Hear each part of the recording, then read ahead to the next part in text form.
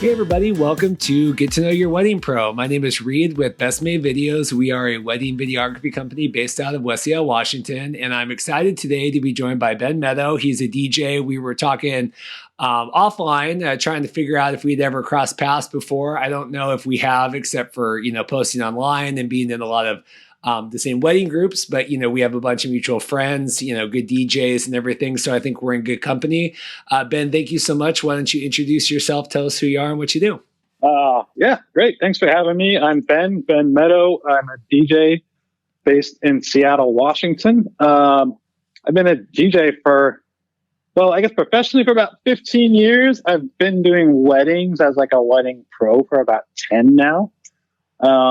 Always considered myself sort of a full-time DJ. Well, an actual full-time DJ, and then a part-time wedding vendor, although there have been years where that's been kind of the only thing I've done. I go back and forth. I just got into DJing through a love of music and kind of falling backwards into it. I moved to Seattle to attend the University of Washington and study not music. I have a degree in comparative religion from the Jackson School at UW. But while I was doing that, I was getting really into music, electronic music, learning how to be like a music producer, make beats, learning to DJ a little bit, buying records. It was always just something I did on the side. I was starting to gig a little bit after graduation, and I didn't really find work that I was passionate about, either in my field or just anything else I tried. I was just kind of bouncing around. The recession happened, and I was like, but all of a sudden I was starting to get paid to DJ a lot more. And I was having fun with it. So I just kind of followed that. I would take gigs. I would take a wide variety of gigs because I was into a wide variety of music. Never thought I would do a wedding until friends asked me to do theirs, and was like, of course, yeah, let's party, let's do your wedding. And so I did a couple of those friend things, huge learning process. Didn't know what I was taking on as a wedding DJ at that point, but we got through it. We had fun. And I think it was about in 2009, it must have been, I got approached by a friend of a larger DJ service here called Seattle Parties. And it was actually Mitch from Cab Fair Productions, another videographer. He's like, I know Sean and Leslie, and you're a great DJ, and they want to hire people. And I was like, well, I've never thought about doing weddings before, but, professionally. But he's like, no, they're cool. They're musicians. They'd be into like what you do. You probably get along with them. So I met them. Indeed, they were great people. They put me on. They taught me a lot. So I worked for them as a subcontractor for 4 years about. And in about 2013, I was just getting enough inquiries from my own social network, from people that knew me from nightlife and club work that were getting married and just enjoyed what I did and wanted to have me as their wedding DJ. So I would take those on, and just made sense for me to kind of strike out on my own and start my own business. So that's what I've been doing the last, 6 years now. It's been going great. Let's see. What else can I say? I find that's good. That's good. It's so funny too with because I know Sean and Leslie. I had no idea the connection. I've been trying to get them to come on the podcast for a long time. So that's it's a funny small world that we find ourselves in. Oh yeah, they are wonderful people. I'll shoot Sean a text after we're done and suggest that he reach out. Yeah, absolutely. So it's always fascinating to me, what people were doing before, they got into DJ. You went to UW. What was your motivation to study? What were you saying? Religious? I missed the actual. Oh, yeah. It was comparative religion. I just liked being a student, learning about the world, loved traveling, different cultures, what makes people tick. So it just seemed like a thing that I wanted to study. I didn't have a plan for where it would take me, but just enjoyed the line of study, but wasn't thinking really practically about what I would do when I finished. So I certainly applied some of the stuff. Like my degree from UW was my second one. It was a master's degree. So I've certainly applied like a lot of like the, stuff you learn in grad school, critical thinking and self-organization and self-starting to like, being a self-employed business person. But, and I also find myself able to like hold conversations with a wide variety of people. But a few years as a bartender has probably helped me doing that as well. So with music was just always part of my life growing up. Like I played music in high school. I played music in junior high school. I was doing classical music. I was in bands. When I was in college, I just got into like going to raves, going to hip hop shows, just anything I could. It was just always a fun experience and always wanted to be part of it. So it's like a few years later, I was like, oh my God, I'm doing this for a living. This is crazy. Didn't see that one coming. But once I started, I didn't want to stop, and I'm still there despite having to hit the pause button here for a while in 2020. Yeah, no, it's certainly kind of a time for self-reflection. No, it's great. It's always, I think, a common trend with, vendors and people, whether it's, a DJ or, whatever, feeling like you said, just never really quite fitting in or feeling like you were, being used to your full potential until you kind of finally, landed where you are. And then you're like, yes, like this is definitely where I'm supposed to be. And, what I was supposed to be doing. And then, it really helps. Then you can motivate and kind of, dive 100% into what you're doing once you feel like you're on the right track. You know what I mean? Yeah. I mean, it was huge. Like I've never been able to, I was unlucky for a while, just sort of, looking for work or finding work for places, startups that would go out of business really quickly or like restaurants that would fail or something. It was just like, what am I doing? I hate this. I hate working for other people in the first place. And this is getting me nowhere. So I was really, just, felt inspired when I was able to get a foothold, doing music for myself full time. It was just like, wow. Okay. Yeah. Set goals, kind of like whatever it took at some one point. I was just like, I need to be self-employed. I need to do this through music. And I just sort of let the rest, fill itself in. I was comfortable working in so many different musical environments. I felt like I could take on lots of different work. And weddings are weird like that too, because they allow me to embrace like all the different sides of what I like doing. Like I love dance floor DJing and just like really bringing a crowd to like a height of joy and stuff. But I also just love really setting chill moods and working, with cocktail and dinner lists and helping people pick out their really personal songs. And so I get to do a lot of different stuff as a DJ and a music programmer. And kind of one of the things I enjoy about weddings too is just like it's a big task for me, and I just like putting all the puzzle pieces together and then seeing it happen the day of is really cool. What was it like as someone, and I have said on the podcast famously too, I had very little knowledge about weddings at all before, I didn't grow up with like, oh, all my guy friends got married and I had been to a bunch of weddings and stuff. Like I was kind of a dummy when I walked in. What was it like for you kind of transitioning into that? Was that eye-opening? Was that, because it really is this whole other world unless you're used to it. Yeah, I'd been to like sisters and cousins' weddings a little bit. Most of my friends that I grew up with had moved away from where I grew up from, and I had flown back for one wedding, I think. But it was just so yeah, very eye-opening. The whole process behind the scenes, how much work went into planning it. Never really thought about that, and how much people cared. It's obvious to. Now to me to think about that, but it's just the amount that was riding on the day and your performance and everything going to plan. That was, I learned quickly, but it wasn't like I was great. The first wedding I showed up to, I was like, oh my God, I wish I'd thought some of this through a little more. But I survived. I got a lot better, and yeah, and now it's now it's sort of like it's becomes somewhat that second nature to just go through like all these little details that I've learned to ask couples about, that I've learned to check in with coordinators and just other vendors about.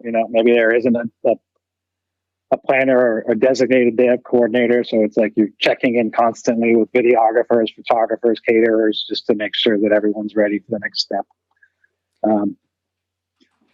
So yeah, it took me a while to do that. It took me a while to get comfortable emceeing. Whew.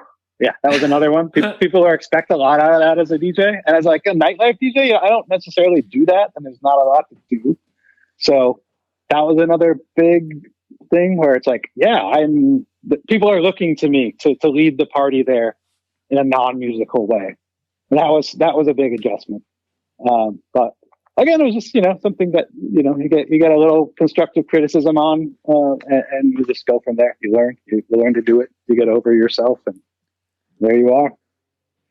Yeah, because it's definitely, valid where, someone, you might like to be a DJ or a videographer or whatever, and you like to do that part of it, but yeah, not necessarily be dealing with like mom and dad or, the couple or whatever else. I mean, it really is a lot more, going from just DJing, like you said, a set or being at a club or a performance to go into that. It is just a lot more hands-on than maybe you were used to. Yeah, definitely. I mean, at first, and that, so that I think a lot of people I've met, maybe most people that I know that DJ got into it because they were really into music and not because they necessarily wanted to do weddings, but when you realize that wedding DJs, once you're good, you charge a lot of money, and that's attractive to a lot of people who've been playing for, a couple $100 a night somewhere. So I think sometimes these DJs take on work they're not quite ready for, and it's just a big, there's a big learning curve they're not prepared for. And some do fine, some just roll with it and get better.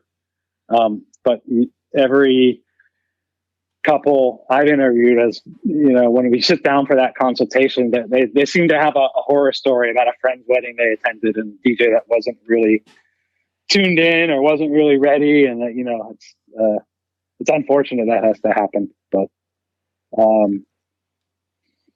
yeah, I mean, but once you get going, it was something for me that like I've always just embraced the challenge. I was like, oh, okay, I just need to get better at this, and this is why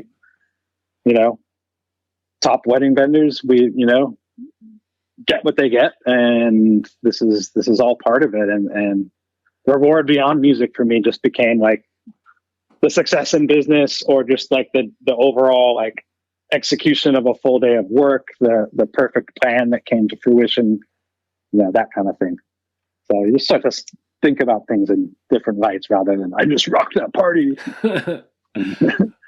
What's your selling point? What do you feel like is your strong suits that you bring to weddings or other events? I mean, what do you pride yourself in? Is it like you said, work ethic, flexibility, the personality? Obviously, I mean, what do you use and what do you think are strong points that you bring? Well, I mean, I like to think I'm very well rounded, so for a lot. But I mean, for the most part, most of my clients end up being couples that are really passionate about music, and not just your typical top 40 dance stuff, even though that's what ends up getting played at a lot of weddings towards the end. But they're worried that the quote unquote wedding DJ, the stereotypical wedding DJ, isn't going to get them and isn't going to be able to present music that they like to their guests in a way that they like.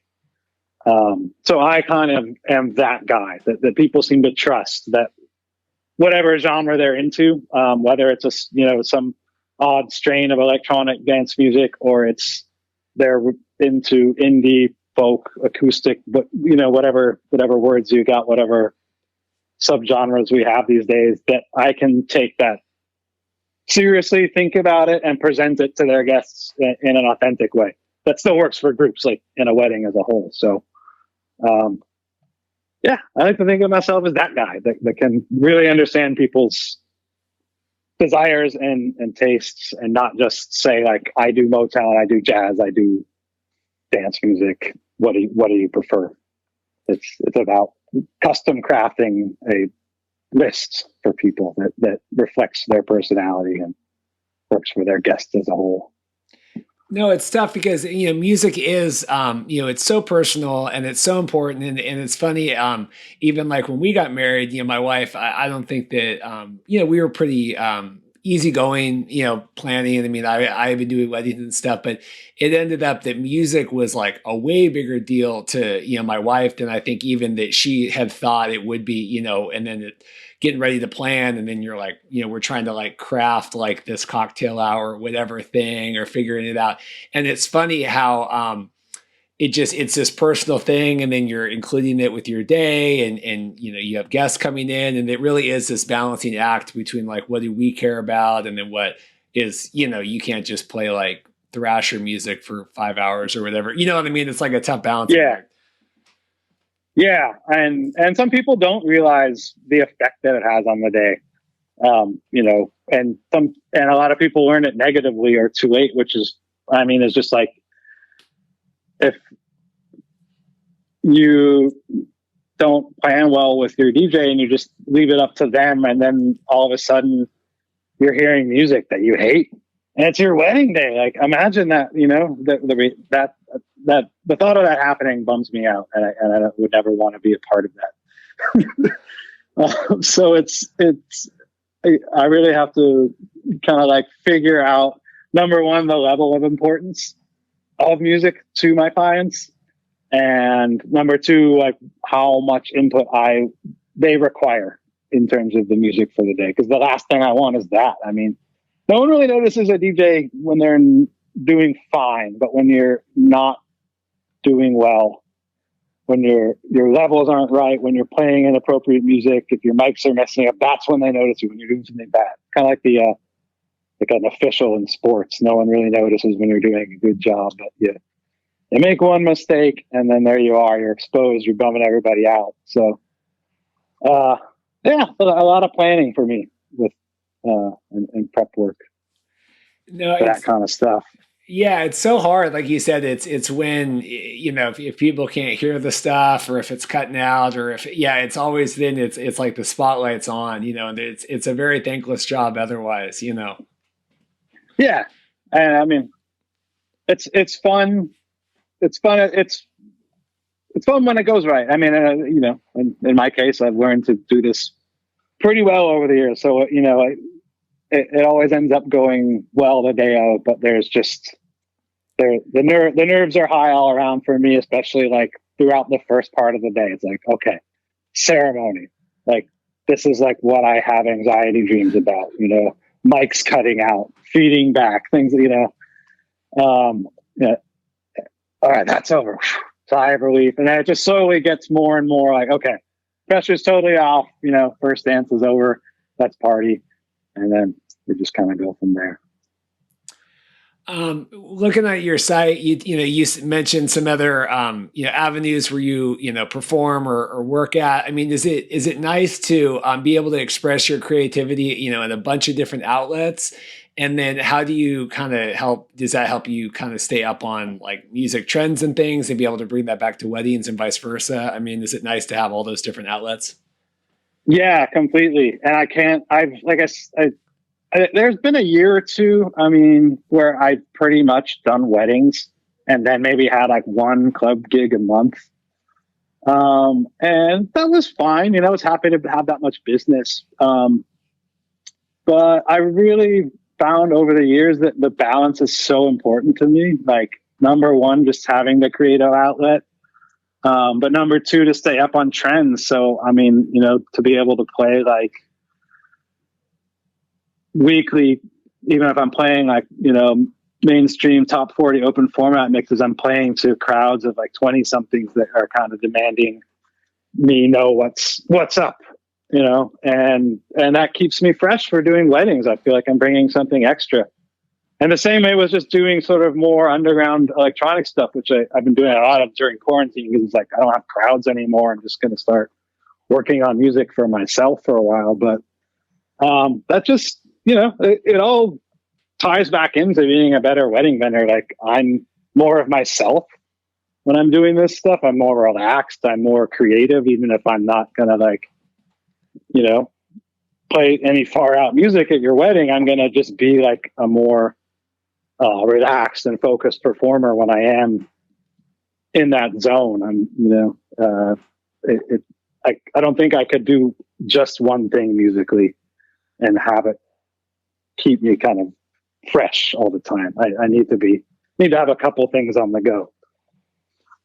It's interesting because, obviously, and that's different for, kind of the creative types of any field, photo or otherwise, where I am very much a creature of habit, and I feel like I could just do like this quarantine thing is like, I'm good, because I don't really do a lot outside of like the norm. But then there is like, the majority of people really need to feel like they're, I was even talking with like photographers lately where they're like, I just feel like I haven't been able to be creative in the last month. And I'm like, that is not something that like really crosses my mind the same way. So it's interesting to hear, but I do think that you're more on that, normalcy of feeling the need to be able to do a bunch of different things to kind of like tap that, creative potential.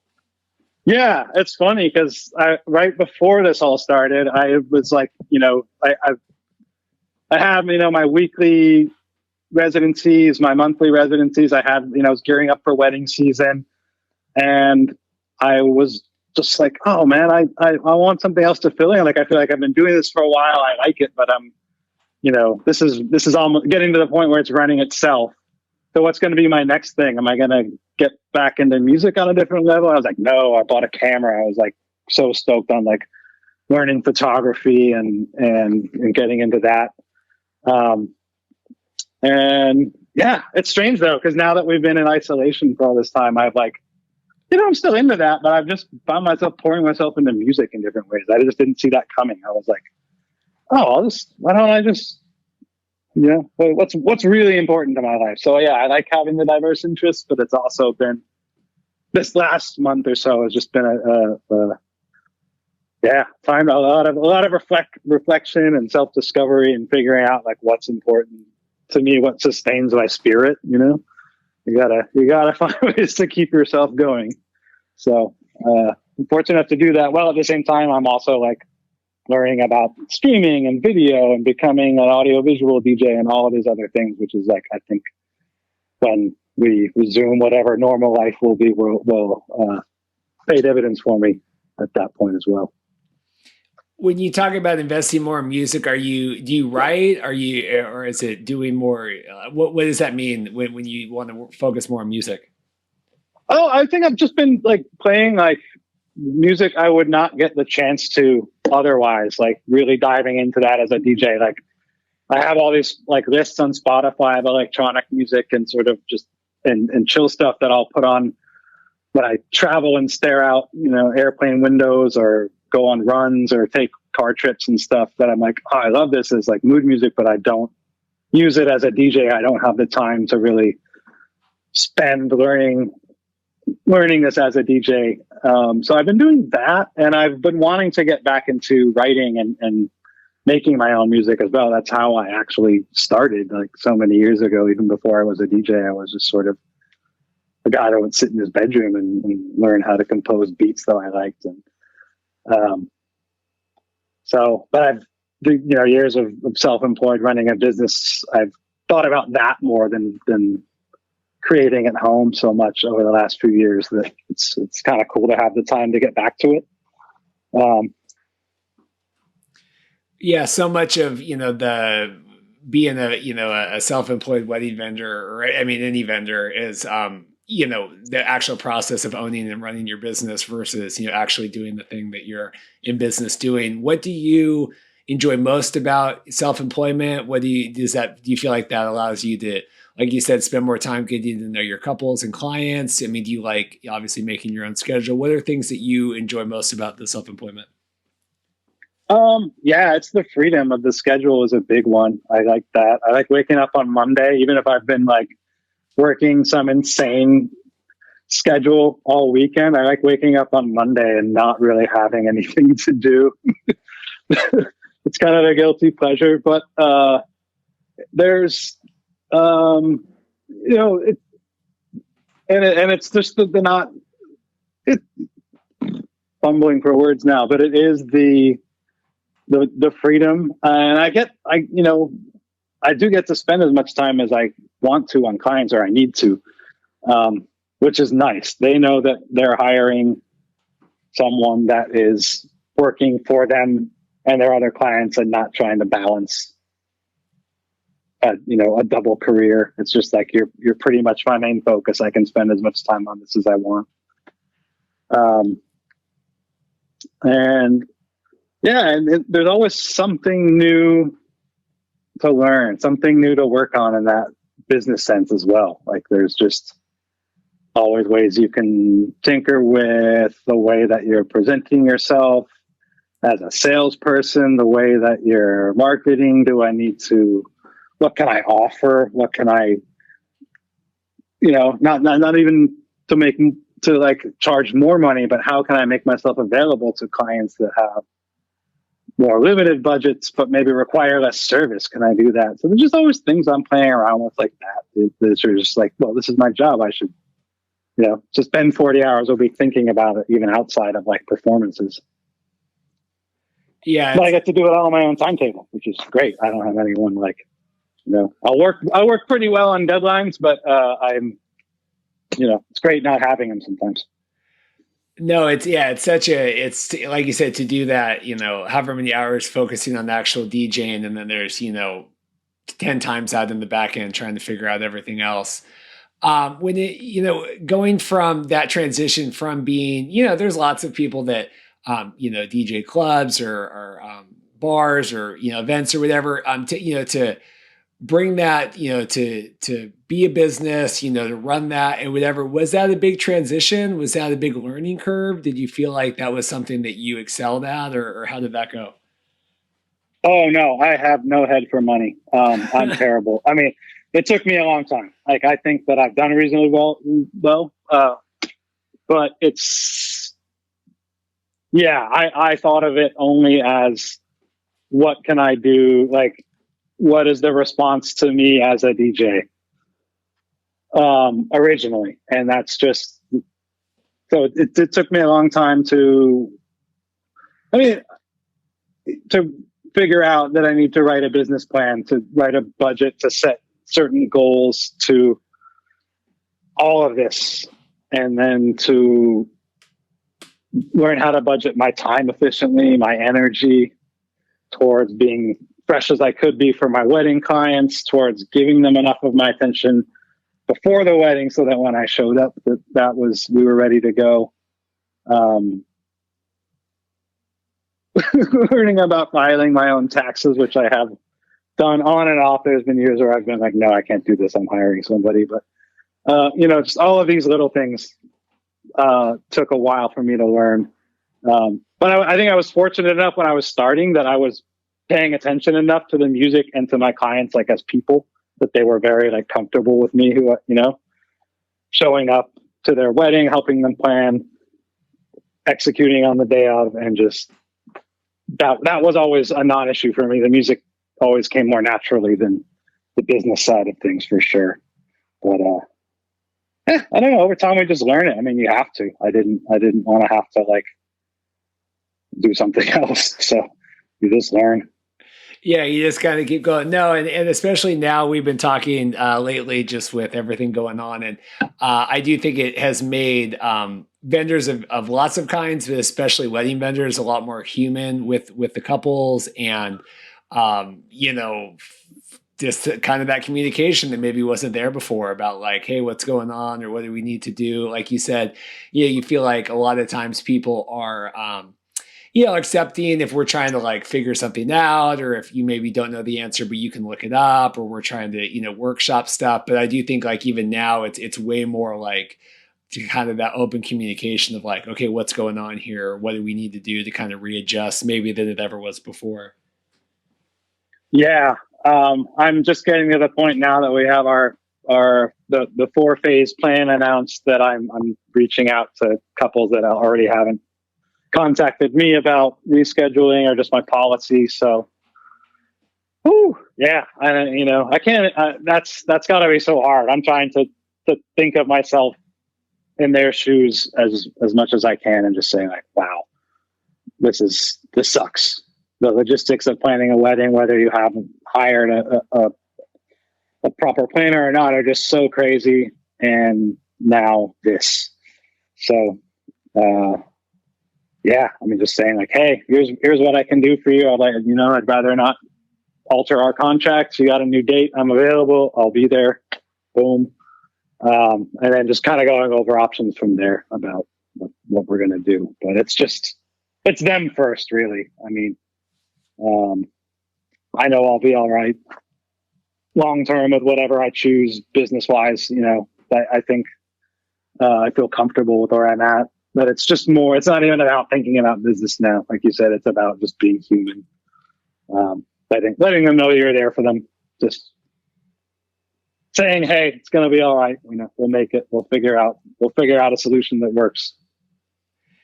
Yeah, it's interesting. I'm in a lot of, I'm sure you're in a lot of DJ stuff online, and I'm in a lot of video stuff. And it is still funny kind of seeing the, just some of the responses and trying to, maintain, because I do think some vendors for a long time kind of operated under this, like, well, here's the wall and this is where I'm at. And, it's kind of a service thing. And it does seem like you, like me, is a little bit more client, getting to know people and really working them through that. And it's interesting now kind of seeing, is that going to transition for a lot more people or not, that we're kind of really comfortable being like, well, this is this is what it is. And this is, there's no, flexibility from that versus maybe people that were a little bit more, client focused like we are, Yeah. I mean, I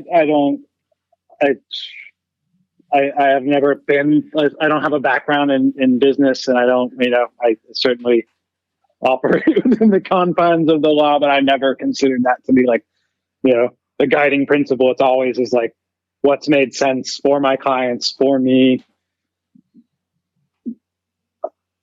And like, there's nothing that we can't figure out, even if something would come up to where we have to redo a contract or tear it up, or just, I don't want to jeopardize myself, my income or anything like that. But I also am like, I've always thought the worst thing that could happen long-term for my business is someone to write a negative review about me.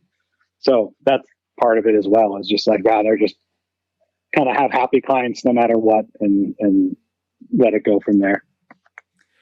You talked about, delving into, streaming and video and really using this time, to be creative and self kind of build. Where does that motivation come from? Are you just always someone that's looking to, try to improve and, whether that be self-improvement or business? I mean, where does that motivation come from to keep, figuring stuff out? Yeah, I have a restless mind for sure. And this is a first time for me going through all of this stuff. I mean, I've had, so I had to just think about, okay, first of all, what's going to keep me feeling like I have a regular routine, which is like, okay, well, how many nights a week do I normally DJ? Let's try to get some streams going to kind of mimic that at home. And not even thinking about like learning a new skill or something that started out just from like, let me get a routine around here. Cause as much as I like staying home and chilling, like this is overkill. So I need some sort of structure going on during the week. But now that I've gotten going, it's just, I'm finding ways to both learn a new technical skill and just do some things creatively that I haven't thought about doing in a while. So I want normal life, or whatever the new normal is going to be, to resume, but this is what I can do for now, and there's parts of it that, to be honest, I'm enjoying. Like this is kind of cool to have a timeout that I can use for professional development.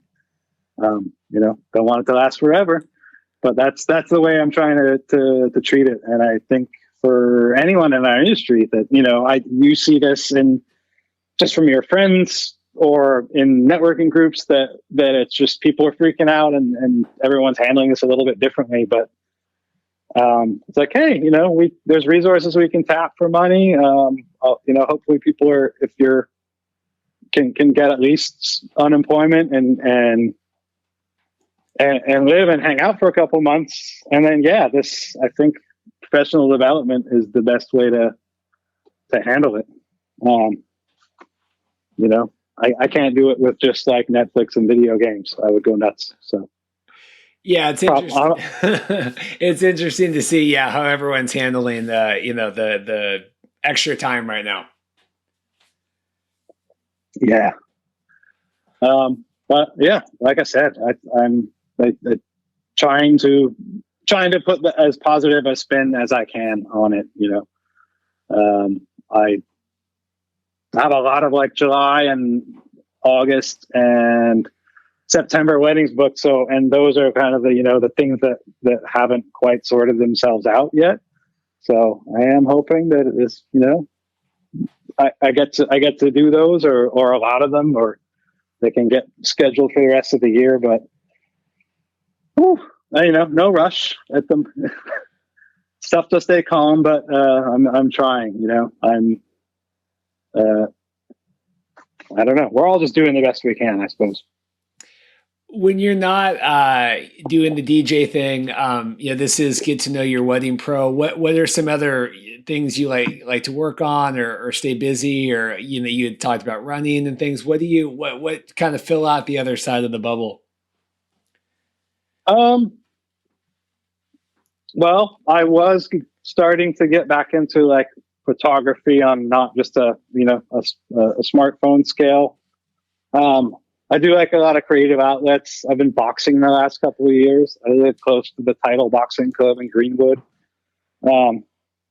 So kind of was working on that, and fitness for a while has been cool. Travel is something that I'm like super passionate about. So I've been trying to take long trips, kind of like the longer the flight, the better, even though everyone hates long flights. I just feel like getting as far away from home as possible is a really good vacation for me sometimes. So yeah, it's world travel, Asia, South America, a bunch of stuff in Europe on the list.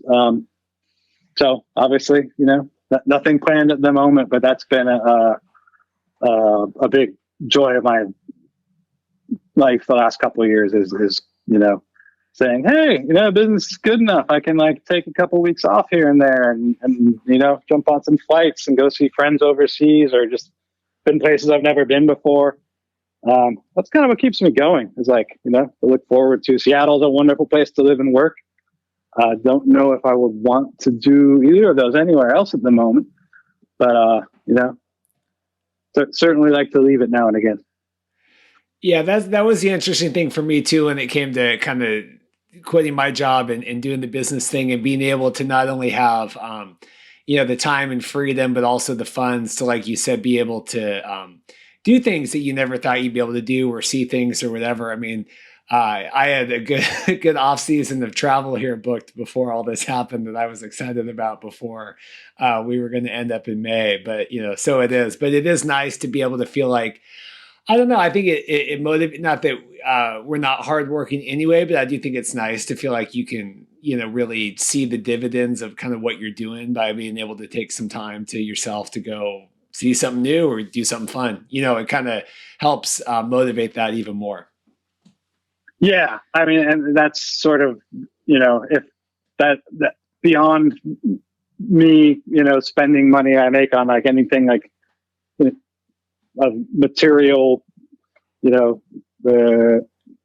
things. Of course, I like to have nice things, eat nice dinners, own nice stuff. But that's just like been number one. Is like, wow, travel the world. I got to do it a lot when I was like a student and younger with my family, just because of my dad's work a lot. We got to go a lot of places. So it's something I've always enjoyed, and like it was always number one. So the pandemic's put a damper on that too. But there's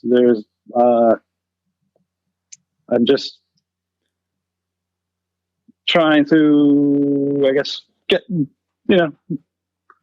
making a list, getting ready for when we can get back out there and, absolutely do a little more of it. Yeah. You said you went, you came up here for school. Did you grow up in Seattle originally, or where did you come from? No, I grew up for the most part in Toronto, Canada. Really cool city to grow up in. But like I said, I'd always been a bit of a traveler. So, did years abroad. I taught English in Japan for a couple of years before moving to Seattle. But the UW looked like an awesome place, and I heard amazing things about Seattle as a city, and kind of wanted to try it. It was like exciting for me to go to like a big American school with like a football team, and the Seahawks were here. I love the NFL. I was like, another check mark in Seattle's favor. So I kind of knew I would like it. Got here, did. Still here. What was it like teaching in Japan?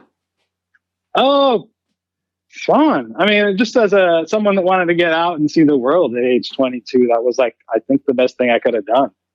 That was, like live overseas, get a salary. I didn't have a ton of vacation, but I got to go around Japan. And when I did take breaks, I could go to like, Thailand, Malaysia, Singapore. Just an awesome experience for like, anyone at any age, but especially at that age, it was just fun to be out on my own for the first time, totally like across the world, and dealing with the culture shock, dealing with managing my own finances for the first time. It was cool, and I not the kind of work I wanted to do for much longer, but just the experience of doing it was amazing.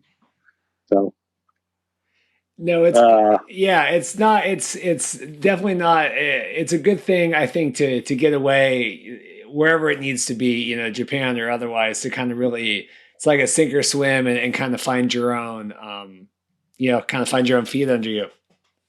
Yeah. I mean, and this like travel or whatever, studying different stuff. I mean, that lends itself to just being self-employed, being in the wedding industry, just having to deal with like clients from all walks of life that come from different backgrounds, that have different views, that that have different desires for their wedding. That the more flexible, the more experienced, the more sort of comfortable you are with all different kinds of people. I think just lends itself to being a better business person, being better at weddings too. Is just I've had at least one half of my couples from like so many different countries, and yeah, that's just like the coolest thing in the world to me. I was like, yeah, oh my god, I get to people are like handing me random CDs from Sri Lanka, and I'm like, never heard this before, but can I mix it real quick? Like, just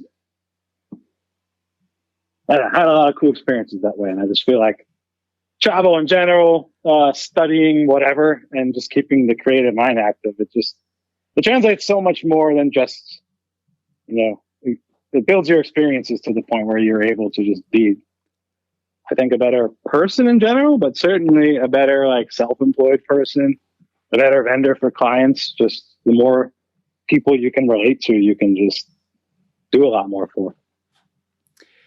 No, it's interesting. You had talked about, earlier on, there's this idea of like, the stuck up wedding DJ or whatever. And, I do think, there's a lot of perceptions for, a lot of vendor types and whatever. And I don't know if it's just the luxury of living in Seattle and just having a really unique, just being surrounded by tons of unique people and personalities and stuff. But it is really cool to see, people from all walks of life, really making their way into this wedding world and kind of shaping it to whatever they are and whatever they came from. And it just makes such a unique thing. And I think then, the couples benefit because they're able to find awesome people that jive from anything, to build, to be a part of their day. I think it's a really cool equation.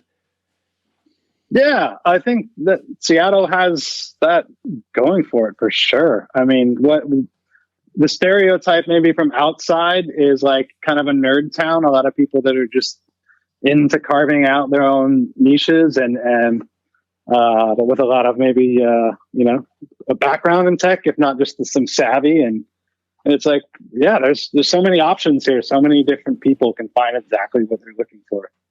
I totally agree. And it feels comfortable. There's a lot of like freedom given to people to just be themselves here.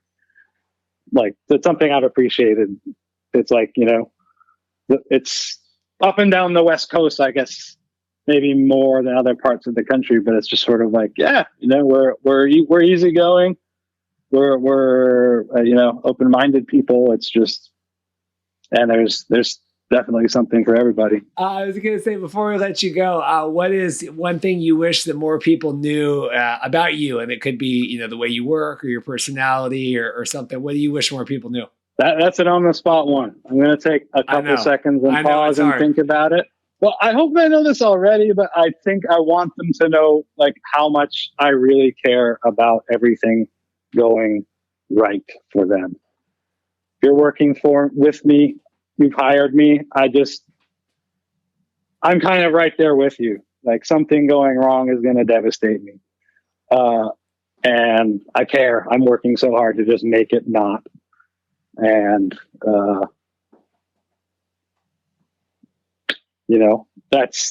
I'm invested, I suppose.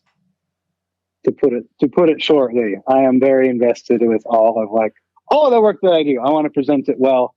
And with my clients especially, it's just that this is such a huge day for them in their lives. And I, want to be a part of just making that the best it can be. No, I think that's good. I think, sometimes it's hard, we get so tied into, people and are looking at budgets and stuff and trying to hire people, and it's a service. But I do think it's great, people really do care. And I think that, like you said, it's, you are invested. And I think that that's a great way to put it, that, and especially through everything going on now too, but, we are all invested. And I think that that's a really great way to phrase it. Yeah.